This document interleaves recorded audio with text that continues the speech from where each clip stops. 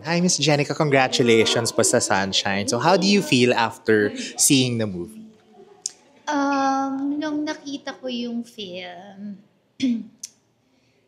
ngayon ko lang kasi napanood din. Actually, nagulat din ako na yun pala yung start and end ng aming pelikula. Of course, nakita ko na siya, pero iba kasi pag nababasa mo siya, napapanood mo na talaga siya.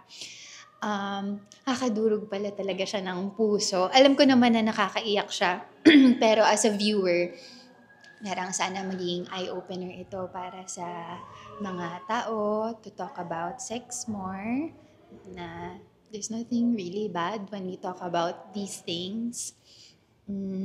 Sana magkaroon ng mga maraming programs na makakapagbigay ng suporta sa lahat ng kababaihan.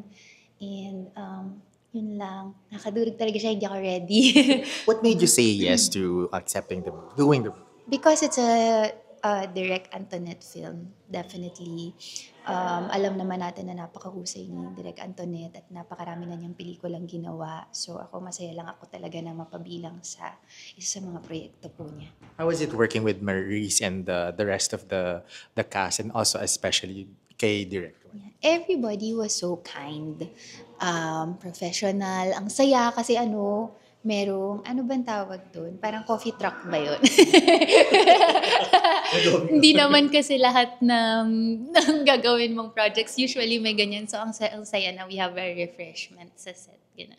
What was your favorite part of the My favorite part, I think the one that I had with Maurice. No, that's a showbiz answer. I shouldn't say that.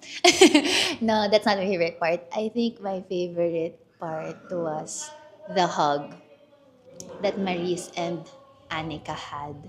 It's so comforting to see. It's so nice to see two people really see each other for who they really are. It's beautiful. Lastly po, your message to the viewers who are going to watch it. Prepare tissue. Prepare tissue and ano ba?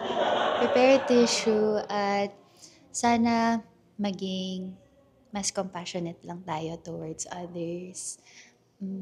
Yan lang.